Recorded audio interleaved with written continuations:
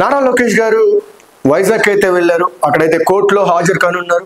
అంటే ఎందుకంటే గత ప్రభుత్వంలో 2019లో సాక్షి న్యూస్ పేపర్ నారా లోకేష్ గారి మీద అసత్య ఆరోపణలు అయితే చేసింది. వాటిని ఖండిస్తూ నారా లోకేష్ గారు అయితే సాక్షి పేపర్ మీద అయితే కేసు వేయడం జరిగింది. ఇది వచ్చేసి నాలుగో వాయిదా అయినప్పటికీ నారా లోకేష్ గారు ఒక మినిస్టర్ అయినప్పటికీ ఈ కేసులో అయితే హాజరవ్వడం జరిగింది. ఒకసారి మనం డీటెయిల్లోకి వెళ్దాం.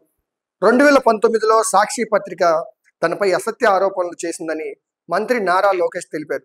అప్పుడే వారికి లీగల్ నోటీసులు జారీ చేసినట్లు చెప్పారు. సాక్షిపై పరువు నష్టం కేసులో విశాఖ కోర్టుకు ఆయన హాజరయ్యారు. కేసు విచారణ ఫిబ్రవరి 28కి వాయిదా పడింది. కోర్టుకు హాజరైన అనంతరం లోకేష్ మీడియాతో మాట్లాడారు. 2019లో అసత్య ఆరోపణలు అయితే చేశారు. అప్పటికి లీగల్ నోటీసులు అయితే నారా లోకేష్ గారు పంపించారు. వాటిని ఎదుర్కొంటూ ఇప్పటికీ వాళ్ళ అధికారంలో ఉన్నప్పటికీ 3 సార్లు అయితే కోర్టులు మెట్టెక్కారు ఈ విషయం మీద. అండ్ ఇప్పుడు 4వసారి కూడా కోర్టులు మెట్లెక్కారు. ఫిబ్రవరి 28వ తారీఖు అయితే కోర్టు అయితే వాయిదా విధించింది. చంద్రబాబు నాకు ఏ బాధ్యత ఇచ్చినా అహర్నిశలు కష్టపడతా అండి. ఇప్పుడు మనం చూసుకుంటే సోషల్ మీడియాలో కాబోయే సీఎం నారా లోకేష్ గారు అని చెప్పేసి అయితే వస్తా ఉంది. అండ్ అదేవిధంగా డిప్యూటీ సీఎం పదవి నారా లోకేష్ గారికి ఇవ్వాలని చెప్పేసి అయితే కొన్ని వర్గీయులు అయితే అంటా ఉన్నారు. అండ్ ఇది ఒప్పుకోవచ్చు. టీడీపీ వాళ్ళకి ఇష్టమైన వాళ్ళకి ఇవ్వాలని కోరుకుంటారు. అండ్ అదేవిధంగా జనసేన వాళ్ళకి పోస్టులు కావాలని కోరుకుంటారు. కానీ కూటమిలో భాగంగా సర్దుకొని పోయే గుణం ఉన్నోళ్ళే అనమాట ఈ నారా లోకేష్ గారు కానివ్వండి, పవన్ కళ్యాణ్ గారు కానివ్వండి.